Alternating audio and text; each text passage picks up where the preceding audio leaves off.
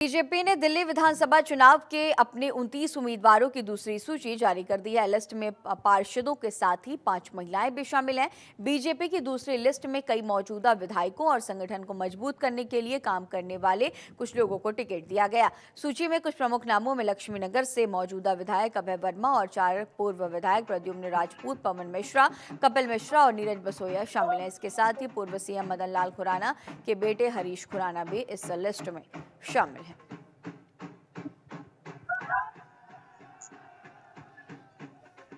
तो बीजेपी ने अपनी ये दूसरी लिस्ट जारी कर दी है।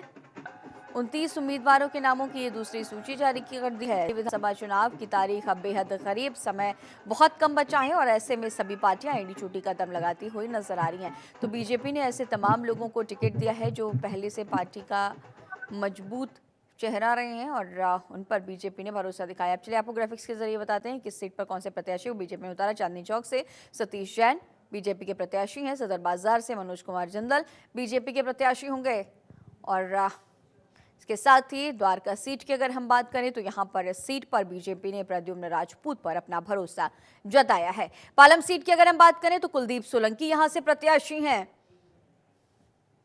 वहीं अगर तुगलकाबाद सीट की बात करें तो इस सीट पर रोहतास बिधूड़ी को बीजेपी ने टिकट दिया है। ओखला सीट की बात करें तो यहां पर बीजेपी ने मनीष चौधरी पर अपना भरोसा दिखाया और उन्हें टिकट दिया। लक्ष्मीनगर सीट की बात करें तो इस सीट पर अभय वर्मा पर बीजेपी एक बार फिर से भरोसा दिखाती नजर आई है। सीलमपुर की बात करें तो यहां पर अनिल गौड़ को बीजेपी ने टिकट दिया है और उन पर भरोसा जताया। करावल नगर सीट की बात करें तो यहां पर कपिल मिश्रा को टिकट दिया गया है। मोतीनगर सीट से हरीश खुराना चुनावी मैदान में बीजेपी की तरफ से होंगे और नरेला सीट की बात करें तो राजकरण खत्री चुनावी मैदान में बीजेपी की तरफ से। Chandni Chowk seat VIP seat मानी जाती है। सतीश जैन इस सीट से बीजेपी के प्रत्याशी हैं। सदर बाजार से मनोज कुमार जिंदल बीजेपी के प्रत्याशी हैं। प्रियंका गौतम, अब महिला सूची में जिनके नाम शामिल है उन्हें बता दिए। प्रियंका गौतम दीप्ति इंदौरा माटिया महल सीट से प्रत्याशी हैं। 5 महिला कैंडिडेट्स को इस लिस्ट में उतारा गया है और मिला कैलाश गंगवाल मादीपुर सीट से चुनावी मैदान में बीजेपी की तरफ से होंगी। श्वेता सैनी तिलकनगर सीट से मैदान में है।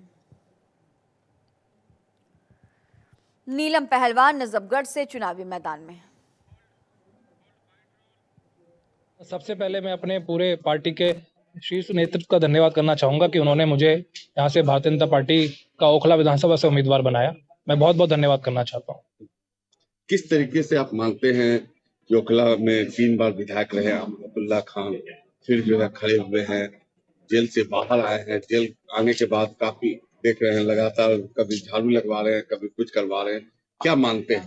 पहली बात तो 3 बार विधायक नहीं रहे, 2 बार रहे हैं और मुझे पूरा विश्वास है कि तीसरी बार विधायक बनेंगे नहीं। काम यहाँ पर विधायक ने करे क्या है?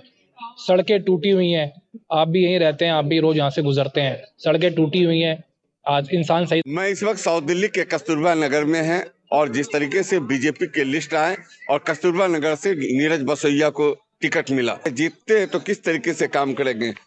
सबसे पहली बात आपको जनता टीवी की तरफ से आपको बधाई। आपको बहुत बहुत शुभकामनाएं जी। क्या कहेंगे, आज बीजेपी ने टिकट दिया है?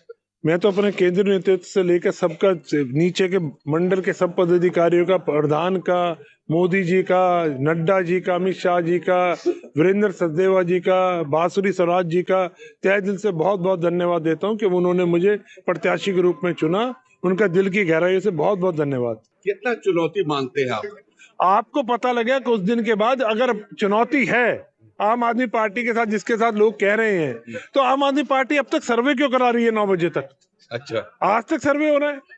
पूरे कस्तूरबा नगर में फोन कर करके एक सर्वे कराया जा रहा है। क्यों कराया जा रहा है? क्योंकि उनको लगता है उनकी जमीन नीचे से खिसक चुकी है। बीजेपी का ये देखना होगा।